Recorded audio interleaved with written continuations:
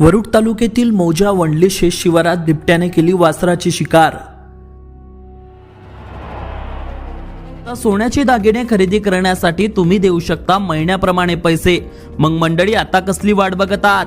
या आकर्षक योजनेचा लाभ घेण्यासाठी आजच भेट द्या खंडेलवाल ज्वेलर्स, केदार चौक, वरुड। शेतकऱ्यांमध्ये बिबट्याची दहशत कायम। शेतकऱ्यांची जीवितहानी झाल्यास वन विभाग राहणार जबाबदार, शेतकऱ्यांचा इशारा। बिबट्याचा बंदोबस्त करा, नाहीतर पाळीव प्राण्यांची शिकार वन विभागाच्या कार्यालयात आणून टाकणार, युवा शेतकरी पवन ठाकरे यांचा वन विभागाला इशारा। प्राप्त माहितीनुसार मागील अनेक दिवसांपासून वरुड तालुक्यात बिबट्याने पाळीव प्राण्यांची शिकार केल्याच्या घटना घडत असून यात सतत वाढ होताना दिसून येत आहे। मात्र यावर वन विभागाकडून कुठलंही ठोस पाऊल उचलण्यात आले नसून आता या बिबट्याने एखाद्या शेतकऱ्यावर हल्ला केल्यावर वन विभागाला जाग येणार का, असा सवाल वडाळा येथील युवा शेतकरी पवन ठाकरे यांनी केला आहे।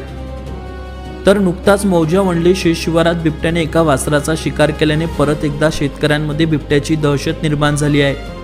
बिबट्याच्या हल्ल्यात एखाद्या शेतकऱ्याची जीवितहानी झाली तर याला वन विभाग जबाबदार राहणार, अशी प्रतिक्रिया शेतकऱ्यांनी दिली असून यानंतर जर बिबट्याने आणखी आमच्या पाळीव प्राण्यांची शिकार केली तर ती शिकार उचलून वन विभागाच्या कार्यालयात आणून टाकणार, असा आक्रमक इशारा युवा शेतकरी पवन ठाकरे यांनी वन विभागाला दिला आहे।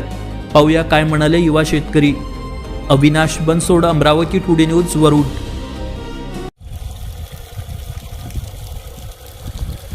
गेल्या 2-3 वर्षापासून आम्हाला या शिवारामध्ये बिबट्याचा त्रास होत आहे। आम्ही वन विभागाला वारंवार माहिती दिली, परंतु आमच्या माहितीचं काहीच होता दिसून नाही राहिलं। वारंवार बिबट्याचा इथे दहशत चालू आहे आमच्या शिवारामध्ये। आता वन विभागाने जर याच्यावर काही कारवाई केली नाही, आमच्या जर जीवाला काही हानी झाली तर आम्ही तीव्र आंदोलन करू, असं वन विभागाला सुचवितो।